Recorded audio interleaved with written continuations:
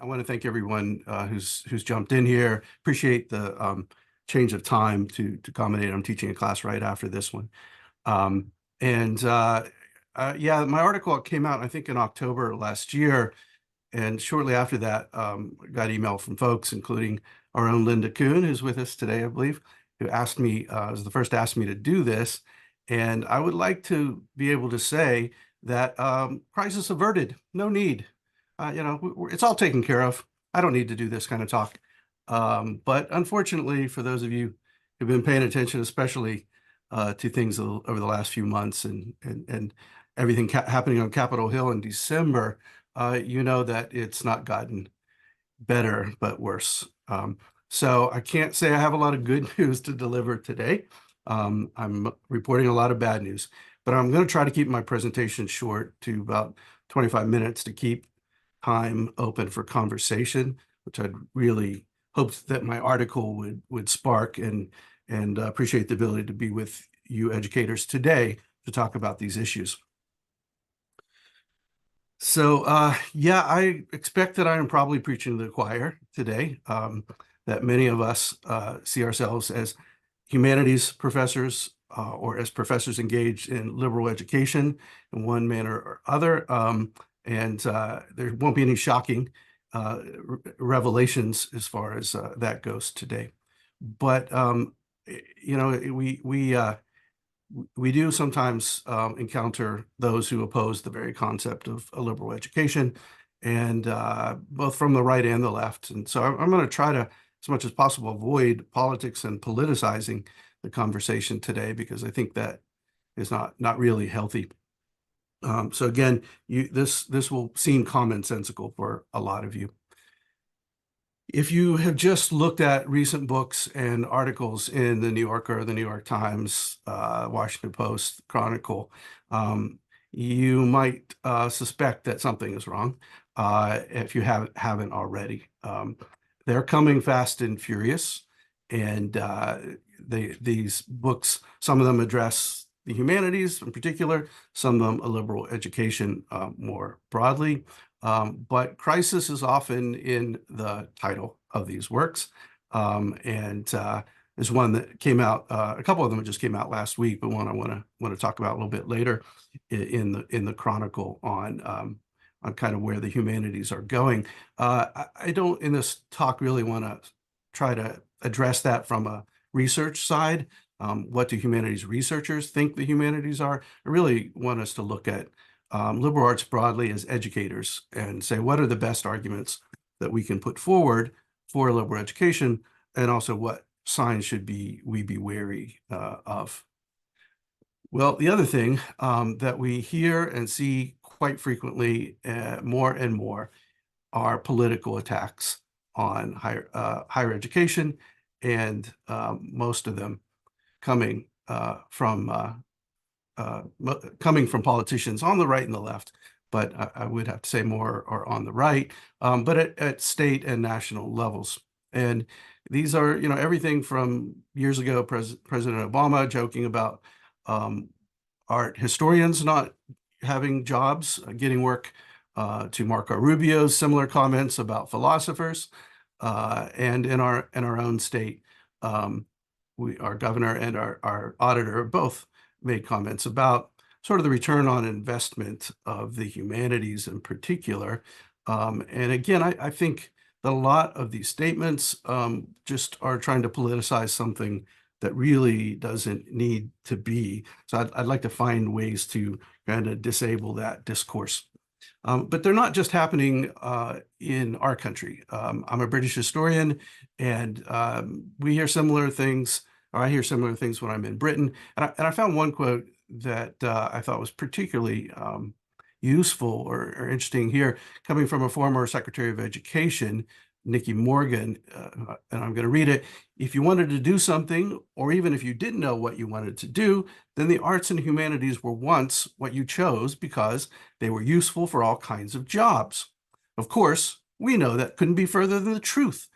That the subjects that keep young people's options open and unlock the door to all sorts of careers are the STEM subjects. Now, hopefully you're rolling your eyes at that statement. Um, but I want to point out the hypocrisy here. Um, that Nikki Morgan uh, possesses a humanities degree herself, as did her boss, former Prime Minister, now Lord Cameron, who graduated with a first in Oxford's famed philosophy, politics, and economics course, as have many prime ministers of the 20th century. And if you look at just the last group since Theresa May, they're all products of Oxford, and most of them from a liberal, what we would define as a liberal education.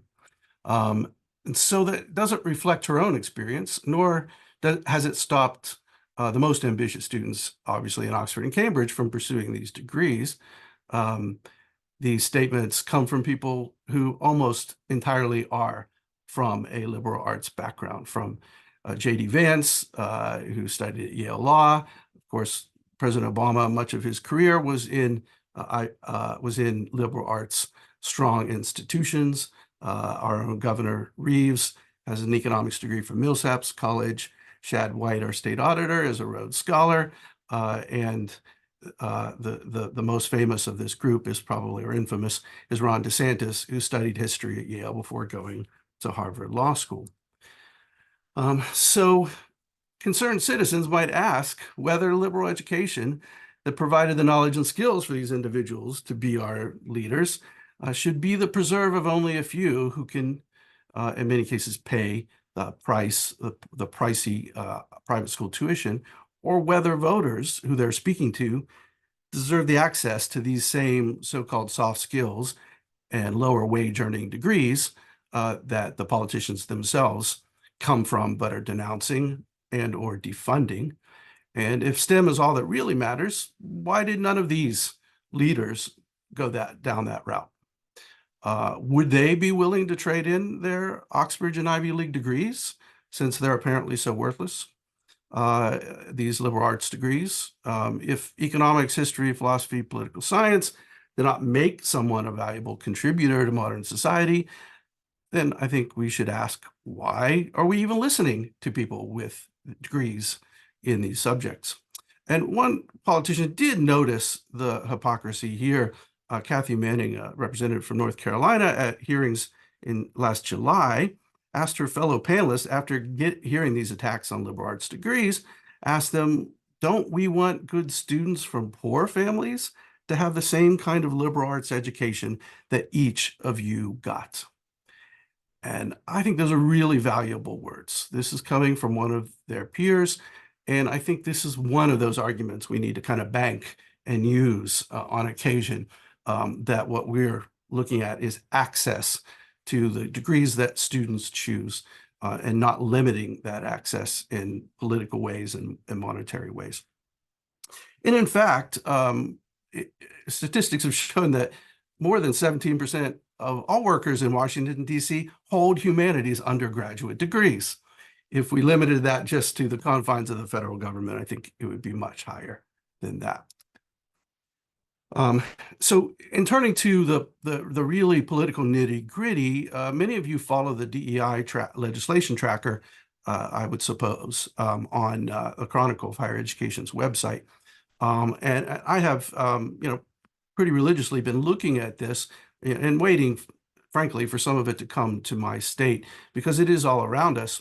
And bills are proposed, have been proposed at a rapid pace in the last year and a half or so. So the Florida legislation, like House Bill 999, attacking critical race theory, banning gender studies, and so on, that gets the most attention. But many of you do teach in states that have either had introduced legislation that has failed, or have had some version of this legislation pass and get the governor's signature. And Chronicle states that 40 pieces of legislation in 2023 had been introduced in 22 states. Now, to turn it back on us, politicians wouldn't be able to launch such attacks if they didn't resonate with a significant percentage of the electorate. And I think this shows in several surveys that have been done by the Pew Trust and other entities about Americans' trust in higher education. And in the last 20 years, that trust, that faith is plummeting.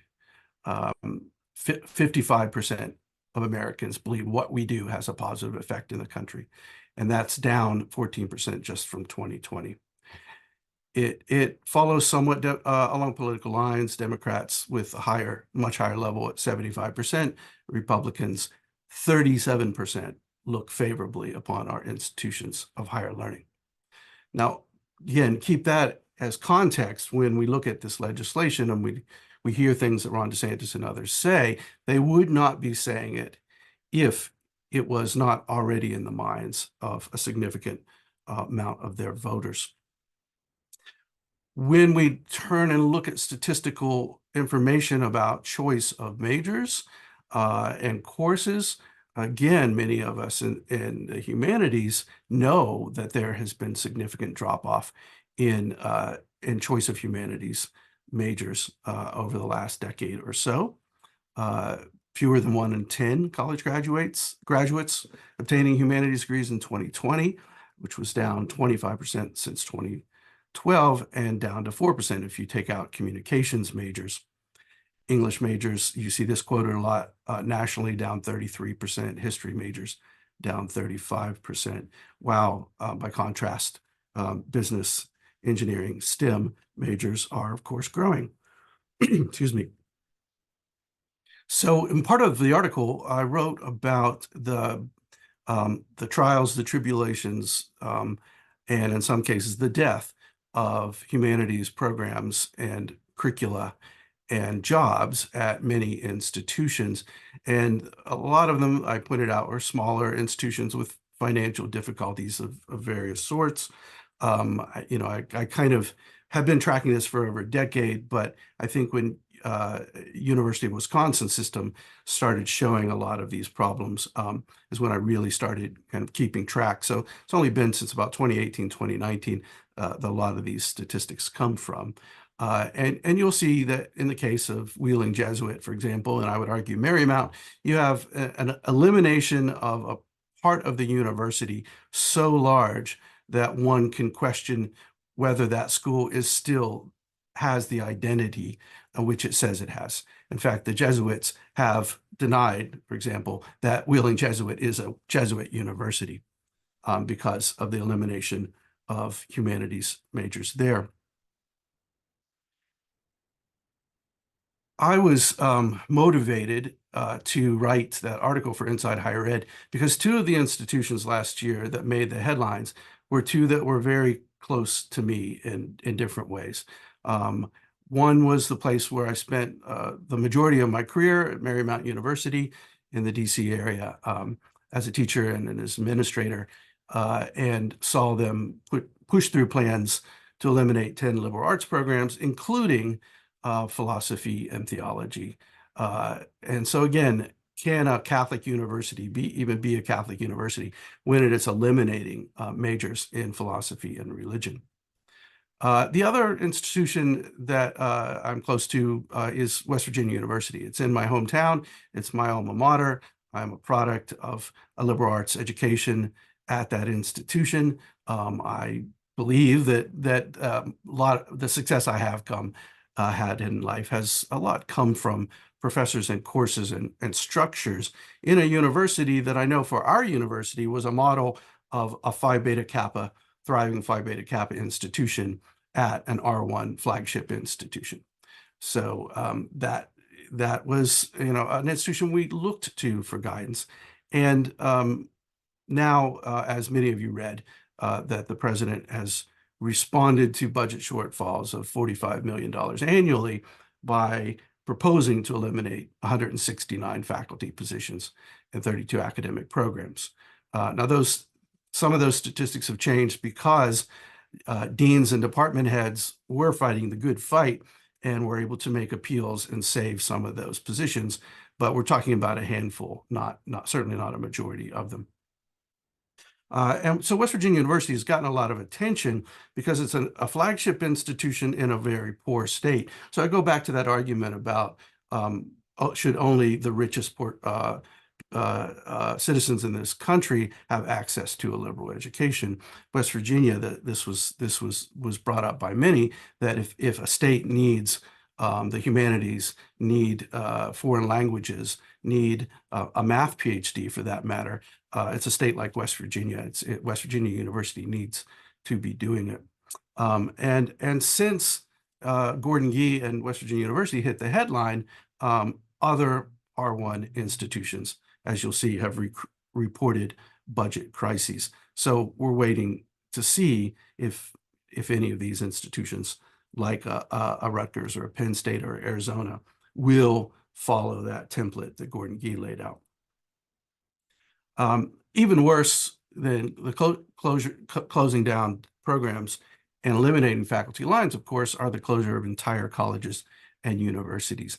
And in the article, I just gave a list of a few of these that I'll show here, that they range from the for-profit Medical Academy of Tampa with 30,000 students to small Catholic universities, often in the Midwest or in the Northeast.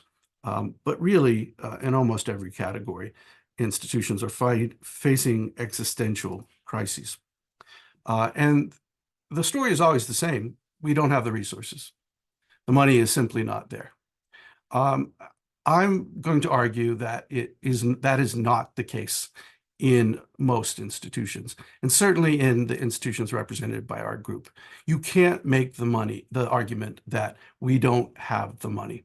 And this was clearly brought up in the case of West Virginia University in looking at the spending habits of West Virginia during Gee's administration, looking at his salary, looking at all kinds of areas, expensive programs that were launched to create the budget deficits. So I just want to remind folks that we're talking about $1 trillion industry here with nearly a trillion dollar endowment and assets. And I also want to point out that the pandemic, which seemed to have hit all of us for the worst, actually did not hurt the richest institutions in the country. Many of them showed gains in their endowment and their operating expenses in 2020 and 2021. Now, you may know that endowments fluctuate quite a bit, so these numbers change all the time. But you would have expected the following fiscal year statements to reflect huge losses. Instead, you saw gains at the richest institutions. You saw CEOs making as much money as they ever had. So I'll remind folks of the richest institutions based on FY22 numbers here, and not pick on any one of these in particular, but we're talking about the 10+ billion club here. I also say, pay attention to the Chronicle when it reports CEO salaries for nonprofit colleges, because they're going up and up and up. And in 2020, more than 10 presidents made more than $2 million a year. But don't just look at the president's salaries, which is a competitive market, of course. They're all basing it on what presidents at other institutions are making. Look also at the CFO's salaries and at the chief investment officer salaries. Some of those are institutional employees. Some of them are in separate private companies that are employed by exclusively by institutions and at the top to invest their money. And they're obviously doing a good job because the endowments are going up. But these are investment officers whose salaries make the president's salaries look small in many cases. We all complain about coaches' salaries, especially college football coaches.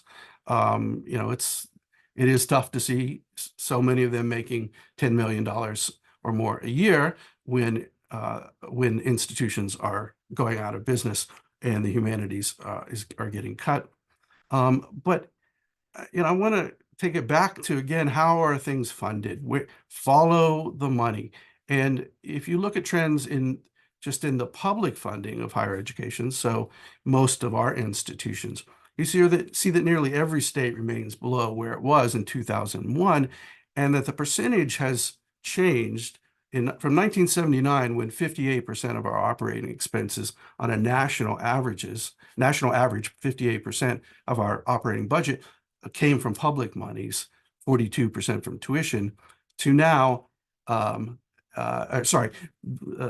reverse, 80% from public and 20% from tuition, to now 58 and 42. So that's quite a change. Some of us have institutions where those numbers have gone upside down from 70-30 to 30-70. So, I also don't think we can ignore the scandals because we're talking about hundreds of millions of dollars. And in many cases, institutions have insurance that covers some of this damage. But just over the last few years, the numbers of enormous settlements related to sexual abuse of athletes, of patients, and so on, are in astronomical figures at some of our top research universities. The Varsity Blues admissions scandal that happened right before the pandemic was a result of $25 million in bribes and resulted in 51 indictments.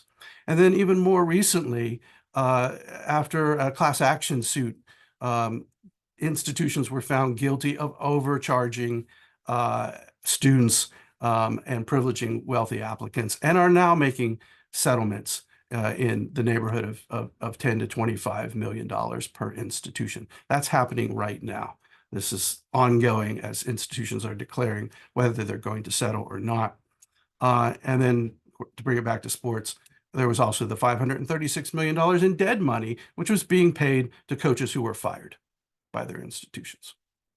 Okay, so again, when people argue about allocation of resources, you should have statistics like this to point to. Where it's not where the money is, it's where the value is. Where are we placing our value? And why are the liberal arts so vulnerable? And I think there are several reasons. One, that there's little consensus of what the liberal arts means. What are we?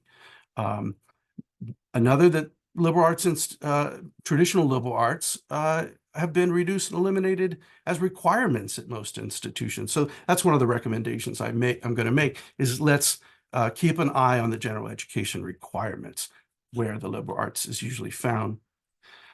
Also, many universities like ours have had reorganization, breakup of colleges and units, especially colleges of arts and sciences, to become things like the College of Liberal Arts, the College of Science, the College of Social Sciences, and so on. And each time that happens, there's undoubtedly good reasons for doing it, but it can marginalize and divide a united front when it comes to a liberal education, which isn't just the humanities. A liberal education includes math, science, and social sciences, as well as humanities and the arts. So again, breaking that up didn't do us any favors. We need to point out that specialized research in the humanities and social sciences does not overall resonate with the general public.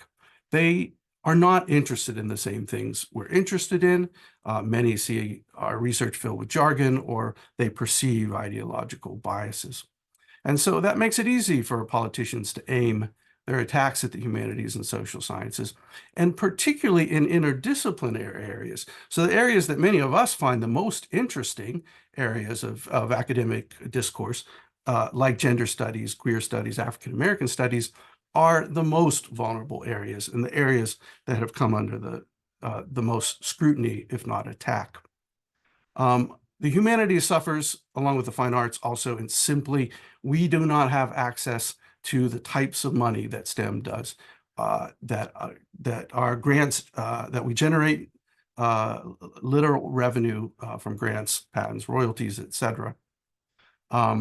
Another factor I think is significant is that math and pure sciences have in many of our institutions become less of the pure science part of a liberal education and more handmaidens to applied science and technological fields.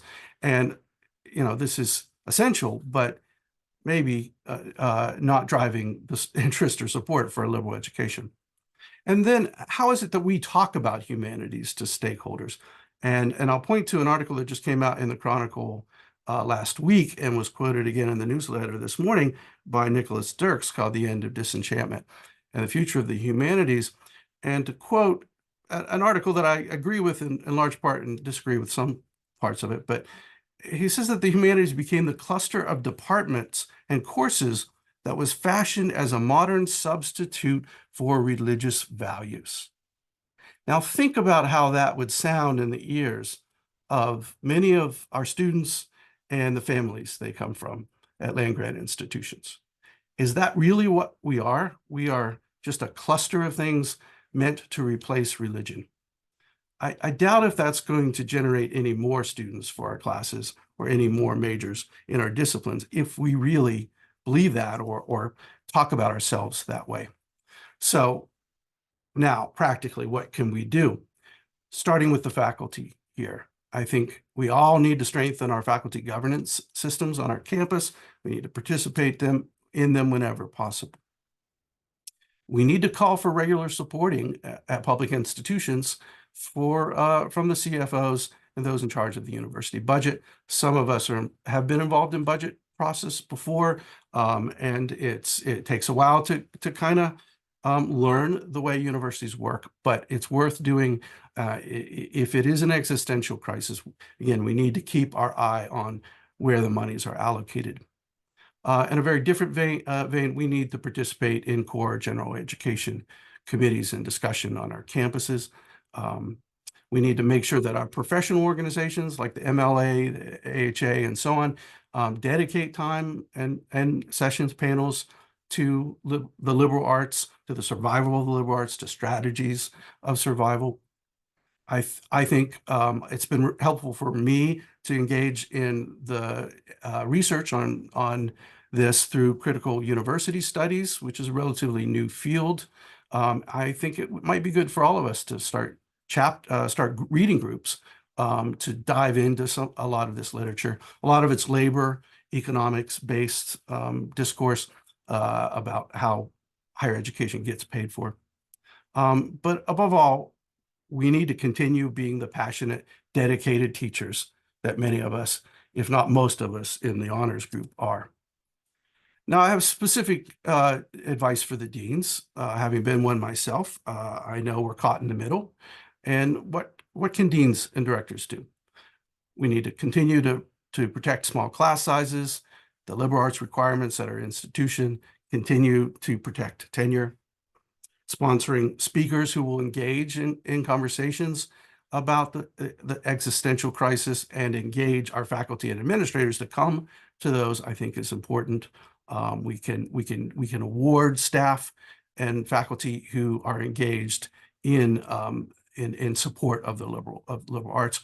I think the way that we talk to our donors, alumni and donors, we need to identify those donors and alumni who come from our fields in the liberal arts and ask them about their experiences. What did they gain? What made them a successful business person or professional? And have them tell their stories, because that's going to resonate, I think, more with a college president, a college board, than the faculty's stories. Take advantage of our neutrality. We're not engaged in a turf war here. We're not trying to create more history majors or more math majors. We are trying to provide the best honors undergraduate education, right? So I think that's a strength for us. And again, find ways to demonstrate to all stakeholders our commitments are and should be to things like diversity, free speech, and academic excellence. And these are commitments that can be nonpartisan, that don't let the politicians further divide us. Now, I promised Linda Kuhn I would throw in at least one medieval image here. And medieval historians we get made fun of a lot. We're not good maybe at a lot of things, but one thing we are good at is understanding where the liberal arts come from and where universities come from. And I thought, just want to mention in closing a couple speakers, a couple writers and theorists who are interesting. One is Hugh of St. Victor, who's writing really right before the rise of formal universities. And he takes the trivium quadrivium model and higher and lower faculties model and kind of reimagines it in categories that are theoretical, practical, logical, and mechanical. And I think if we look at where he puts things and expand the mechanical arts to many of the applied sciences today, you can see how it's not really about a hierarchy here. It's about a connectivity, that you need theory before you can get the practical. I found that useful. I think it's also useful to look at thinkers in American higher education who have proposed the importance of liberal education, and even a national university like both Washington and Jefferson did, that the idea that you create a democracy, what are you going to do with it now, right? You need to educate citizens in a liberal education, and that has to be an affordable experience. They were making these arguments in the late 18th and early 19th century. And also cashing in on the promissory note, as MLK says, you promised us equality, a better society. People of color and women did not have access to that promise until late in the game. And our institutions were a part of, I think, making it a better, more equitable world. And Du Bois's arguments in particular have resonated with me over the years about don't get lost in this idea of accumulation of wealth. Don't let the liberal arts get lost in it. And then for our land-grant institutions, the Morrill Act that created us in 1862, I saw President Gee just the other day in an interview say that it was all about the creation of applied programs, and that land-grant institutions who are worried about the humanities and liberal arts are forgetting their purpose. He is 100% wrong. The Morrill Act was to create institutions that had classical studies alongside agricultural and mechanical arts. The classical studies and liberal education are both mentioned prominently in this legislation, and we've got to keep track of that. And the relevance argument, how is any of this stuff relevant? Well, go back to Martin Luther King's course at Morehouse College that he taught on social philosophy, and see how he was linking theorists like Plato, Aristotle, Jeremy Bentham, Hegel to the social justice movements of his day, right? He was making those connections in his one opportunity to teach a course, and this is how it appears. So in wrapping up here, I want to toss this list out. This is the one that's been posted here. This is the one I hope will generate the most conversation that's really aimed at getting you guys to talk about this. It's not meant to be definitive, but to open up the conversation about what is a university and what role does a liberal arts have. And I really wanted to call out Marymount, WVU, whatever institution continues to talk about the liberal arts and call itself a liberal arts college or a liberal arts education, all the while eliminating these programs. And so I want to ask, is that something that we can take as the people who are supposed to be representing these disciplines? Do we feel like that's ethical to be doing? If a university is going to make these cuts and we can't stop them from doing it, maybe we can call them out from using this language, because what the remnants of what is behind is certainly not a liberal arts education. So now is the time to look at principles like this, to talk about what freedom really means. We don't have accrediting bodies that accredit the liberal arts, nor should we. We don't want to say every college and university should put out a template of what a liberal arts education is, and that the government should be, monitoring us. That is antithetic to a liberal education. So without these accrediting bodies, it falls to organizations like ours to have the conversations, to ask for sort of voluntary compliance, if that's the proper word, to these principles.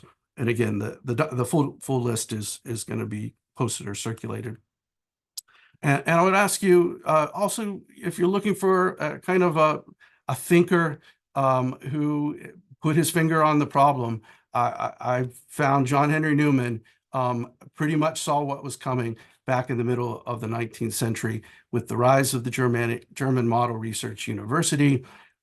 coming from an Oxbridge background, but going to start the first Catholic University of Ireland. He talked about not having liberal arts at the expense of a research science university, but how they should coexist.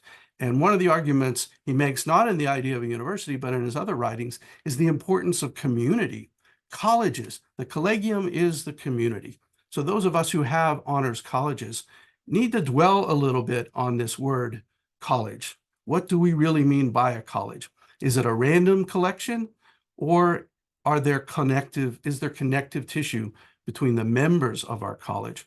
Can we be disputing one another over research and competitive in our different arts and sciences, and at the same time hold true the principles of what a university and a liberal education is?